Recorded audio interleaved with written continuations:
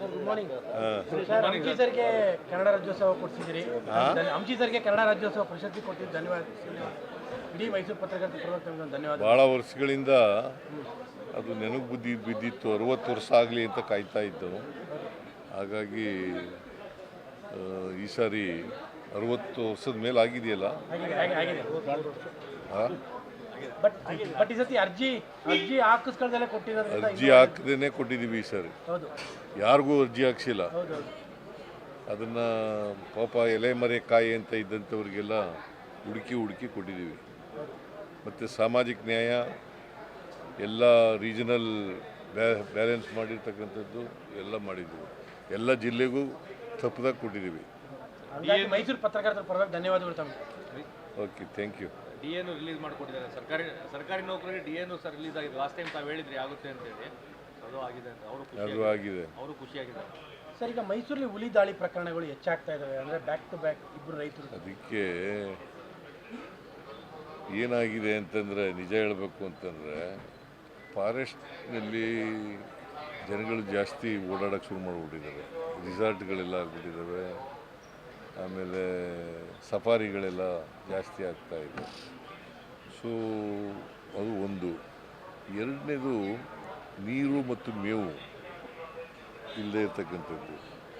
ಮೂರನೇದು, ಈ ಚಿರತೆಗಳ ಹಾವಳಿ ಹೊರಗಡೆ, ಫಾರೆಸ್ಟ್ ಒಳಗಡೆ. ಸೊ ಇವೆಲ್ಲ ಕಾರಣಗಳಿಗಾಗಿ ಅವು ಮೇವು ನೀರಿಗೋಸ್ಕರ ಹೊರಗಡೆ ಬರ್ತವೆ. ಆನೆಗಳು, ಹುಲಿಗಳು, ಚಿರತೆಗಳು, ಕಾಡಂದಿಗಳು, ಜಿಂಕೆಗಳು ಇವೆಲ್ಲ ಬರ್ತವೆ. ಇದರಿಂದ ನಿನ್ನೆ ಒಂದು ಮೀಟಿಂಗ್ ಮಾಡಿದ್ದಾರೆ ಇವರು, ಮಹದೇವಪ್ಪ, ವೆಂಕಟೇಶು, ಫಾರೆಸ್ಟ್ ಮಿನಿಸ್ಟ್ರು ಎಲ್ಲ ಒಂದು ಮೀಟಿಂಗ್ ಮಾಡಿದ್ದಾರೆ. ನಾನು ಒಂದು ಮೀಟಿಂಗ್ ತಗೋತಾ ಇದ್ದೀನಿ ಈಗ. ಕೆಲಸ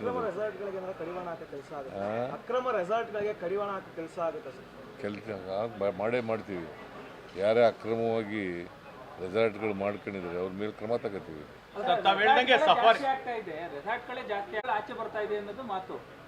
ಅದು ಒಂದು ಕಾರಣ ಅಷ್ಟೇ, ಅದೇ ಮುಖ್ಯ ಕಾರಣ ಅಲ್ಲ, ಅದು ಒಂದು ಕಾರಣ. ಸಫಾರಿಗಳು ಜಾಸ್ತಿ ಆಗ್ತಾ ಇದೆ ಅಂತ ತಾವು ಹೇಳಿದ್ರೆ 4 ಟ್ರಿಪ್ ಮಾಡ್ತಾ ಇದ್ದಾರೆ ಬೆಳಗ್ಗೆಯಿಂದ ಸಂಜೆವರೆಗೂ. ಅದಕ್ಕೆ ಕಡಿಮೆ ಮಾಡಿ ಅಂತ ಹೇಳಿದ್ದೀನಿ. ಕಡಿಮೆ ಮಾಡಿ ಅಂತ ಹೇಳಿದ್ದೀನಿ. ಬಿಹಾರ್ ಚುನಾವಣೆ ಹೋಗ್ತೀರಾ ಸರ್ ಅಂತ? ಪ್ರಚಾರಕ್ಕೆ ನನಗೆ ಇಲ್ಲಿವರೆಗೆ ಕರೆ ಬಂದಿಲ್ಲ. ಕರೆ ಬಂದರೆ ಹೋಗ್ತೀನಿ. ವಾತಾವರಣ ಹೇಗಿದೆ ಅಂತ ಸರ್?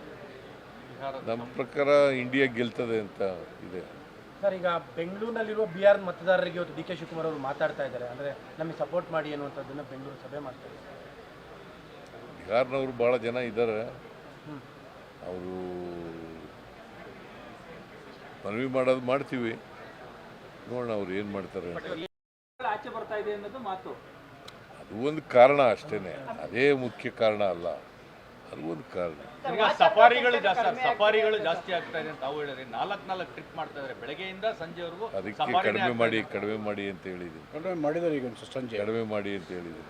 ಬಿಹಾರ್ ಚುನಾವಣೆ ಹೋಗ್ತೀರಾ ಸರ್ ಅಂತ? ಪ್ರಚಾರಕ್ಕೆ ನನಗೆ ಇಲ್ಲಿವರೆಗೆ ಕರೆ ಬಂದಿಲ್ಲ. ಕರೆ ಬಂದರೆ ಹೋಗ್ತೀನಿ. ವಾತಾವರಣ ಹೇಗಿದೆ ಅಂತ ಸರ್? ನಮ್ಮ ಪ್ರಕಾರ ಇಂಡಿಯಾ ಗೆಲ್ತದೆ ಅಂತ ಇದೆ ಸರ್. ಈಗ ಬೆಂಗಳೂರಿನಲ್ಲಿರುವ ಬಿಹಾರ್ ಮತದಾರರಿಗೆ ಇವತ್ತು ಡಿ ಕೆ ಶಿವಕುಮಾರ್ ಅವರು ಮಾತಾಡ್ತಾ ಇದ್ದಾರೆ. ಅಂದರೆ ನಮಗೆ ಸಪೋರ್ಟ್ ಮಾಡಿ ಅನ್ನುವಂಥದ್ದನ್ನು ಬೆಂಗಳೂರು ಸಭೆ ಮಾಡ್ತಾರೆ. ಬಿಹಾರ್ನವರು ಭಾಳ ಜನ ಇದ್ದಾರೆ. ಅವರು ಮನವಿ ಮಾಡೋದು ಮಾಡ್ತೀವಿ, ನೋಡೋಣ ಅವ್ರು ಏನು ಮಾಡ್ತಾರೆ. ವರ್ಕೌಟ್ ಆಗ್ಬೋದು ಅಂತ ಸರ್? ಬಿಹಾರಲ್ಲಿ ಇಂಡಿಯಾಗೆ INDIಗೆ ಏನು ಫ್ಯಾಕ್ಟರ್ ವರ್ಕ್ ಆಗುತ್ತೆ ಅಂತ ತಮ್ಮ? ಒಂದು ಆಂಟಿ ಇನ್ಕಂಬೆನ್ಸಿ, ಎರಡನೇದು BJPಯವರ ಭ್ರಷ್ಟಾಚಾರ, ದುರಾಡಳಿತ, ಇವೆಲ್ಲ ಕೌಂಟ್ ಆಗ್ತದೆ. ಬಟ್ ನಿಮ್ಮ ಗ್ಯಾರಂಟಿನೇ ನಿತೀಶ್ ಕುಮಾರ್ ಕಾಪಿ ಮಾಡ್ತಾ ಇದ್ದಾರೆ. ಅಲ್ಲಿ ನಿತೀಶು 10,000 ಕೊಡ್ತೀವಿ ಮಹಿಳೆಯರಿಗೆ ಅಂತ. 10,000 ಒನ್ ಟೈಮ್.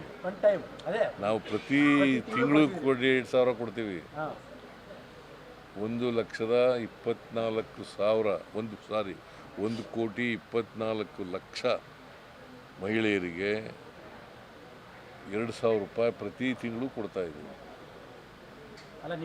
ಈಗ ಇಲ್ಲಿವರೆಗೆ ಸುಮಾರು 1,00,00,000 ಹೆಚ್ಚು ಖರ್ಚು ಮಾಡಿದ್ದೀವಿ ಗ್ಯಾರಂಟಿ ಯೋಜನೆಗಳು. ಅಲ್ಲ, ನಿಮಗಿಲ್ಲಿ ಮಹಿಳೆಯರು ಓಟ್ ಹಾಕ್ದಂಗೆ ಅಲ್ಲಿ ನಿತೀಶ್ ಕುಮಾರ್ಗೆ ಓಟ್ ಹಾಕ್ತಾರ ಅಂತ?